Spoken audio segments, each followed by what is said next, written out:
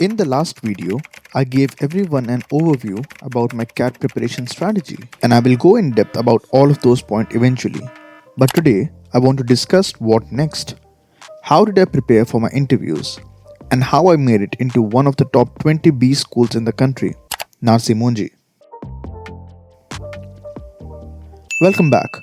When I started preparing for my CAT exam, my focus was almost entirely on the written exams. You can calculate your probability all you want. You can ask questions on Reddit all you would like to about what your chances would be if you have a certain profile academically or with work experience.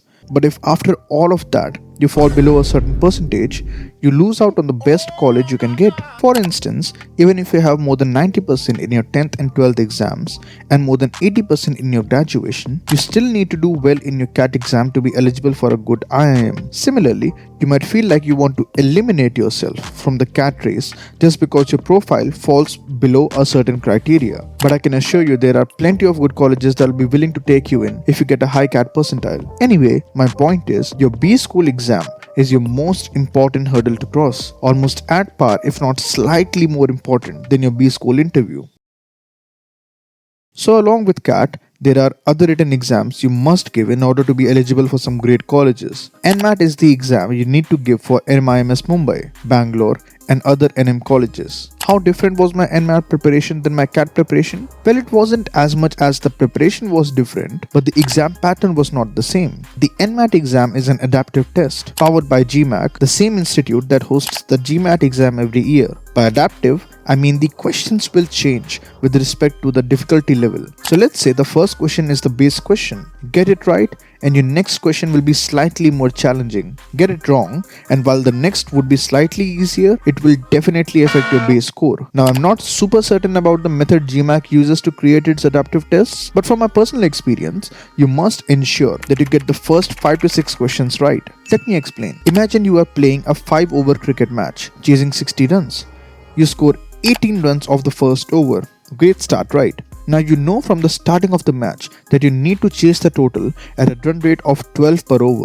But now that you have 18 runs in the bag, you don't necessarily have to go at 12 runs anymore. You can slow down the tempo a little bit. It is similar here as well. Score the maximum you can in the beginning so that your base score is set to be high and work on top of that. There's 36 questions in each section: language, quants, and logical reasoning. You can choose any order you want. Me personally, I would suggest to go for logical in the beginning, quants after that, and verbal at the end. There's a simple reason for it. For me, the quantitative section was not as easy, so I wanted my brain to be lit up once I start the quant section. Logical reasoning in general requires you to think a lot more. So starting off with 36 questions in 40 minutes, you would be able to maximize your score in logical reasoning. There are 52 minutes in the quant section, which is slightly more predictable and maybe slightly more difficult. You can honestly interchange between both the sections and see which one works best for you. My suggestion, however, would be to keep the verbal section at the end, as it is the easiest to score in and you would find it a lot more intuitive than the other two sections. And after all,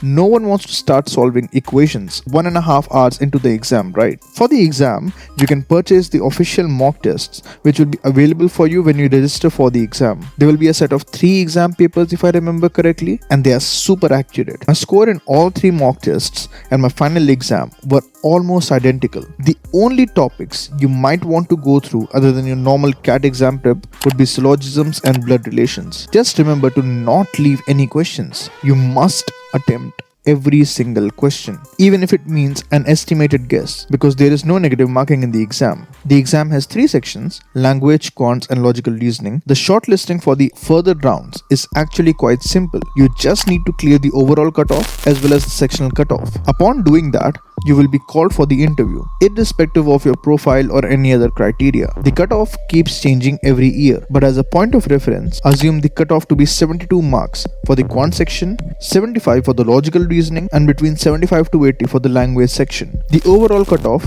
will be around 235 marks. This is just for reference, the actual cutoffs might vary a bit. Outstanding wins. Oh, you thought it'd be easy? First off, get your tickets booked for Mumbai because, well, for some reason the interviews cannot happen in your city or online. आप मेरे हिसाब से मुंबई नहीं आ सकते हैं। तो मेरे को कहाँ आना है? Upon reaching the gate, you will get your seats and they will brief you about the entire process. You will be taken to a computer lab where you will have to write an essay in around 300 words about a random topic, basically like any other written assessment test. Next, you will have to give a test called the Watson-Glaser test. It's confusing, but let me help. There will be 5 sections in the test, all of them MCQs. The question types will be true or false, or choose the most appropriate response. They will give you a very specific set of moral questions to solve, and you will get around half an hour, if I remember correctly, to solve it. I will leave a video link in the comments from where you can prepare for the Watson-Glaser test. If you have made it so far, please consider subscribing, as I will keep coming out with more useful content like this. By the time of recording this, I'm really close to 500 subscribers, so please consider subscribing. Finally, you will have your personal interview. Now, the distribution for all the rounds was made very clear to us. 50% for the NMAT exam, 5% for VAT, 10% for personal interview, 20% for Watson-Glaser, 5% for past academics, and 10% for work experience. You kind of need to be a jack of all trades. Interview went on for about 15 to 20 minutes. There were 2 gentlemen taking my interview. Both of them were professors, I assume. One of them was slightly older. The younger one was probably in his early 50s. Now, I took an absolute doo-doo in the beginning of my interview, trying too hard to be cool. As they were going through my profile, I had the bright idea of making a first impression. Now, I had a terrible start to my undergraduate college. I scored not more than 7 GPA for 3 consecutive semesters, and I still ended up with more than 8 CGPA overall by the time college ended, which means the growth from my second year onwards would have been insane. Inspiring, right? Well, they didn't think so. Their follow-up question was, shouldn't you have performed well from the very beginning? I mean, yeah, but the next best thing, right? Anyway, they asked me about my work experience, and I talked a little bit about my role as a business development representative and how I was responsible for building a decent enough pipeline for my organization. They asked me if I helped close any of the deals, and I truthfully told them that my job was to just get clients on the table. The closing was the account executive's role. Then I talked about how I was one of the more efficient employees in my organization. They asked me what I did differently, and I told them. The questions revolved around my job for a bit before moving on to a different direction. We started talking about self-image, and they asked me if it is important for us to ensure that we correct anyone who has a false negative idea about something we did. And I said yes, but not if they are not willing to listen. Persistence is good, but for a longer period of time will make us seem stubborn and might do the opposite. If you think I'm lying and I keep going at length to tell you that I didn't, you would think I'm trying to compensate for something, kind of making me look like a liar. We then talked a bit about management and if I had any positions of responsibility in my job in college, and I talked about them. Our discussion ended on a note where we sort of disagreed on whether an employee should look into taking up multiple roles outside of his given responsibilities, but the discussion never got heated, which is really important in these cases. Final verdict, I made it in. NMIMS sends close to 2.5 times the number of conversion calls. So let's say there are 5,000 students who made it to these final rounds, and there will be 600 seats to be filled up. There will be around 1,500 conversion calls sent, which basically means if you are waitlisted, then you are kind of already eliminated because the conversion list will almost never get exhausted. Overall, it's a really fun, slightly expensive and exhausting process. I hope this video was helpful. I will come out with a similar video on XAT preparation next week. Till then, stay safe. All the best.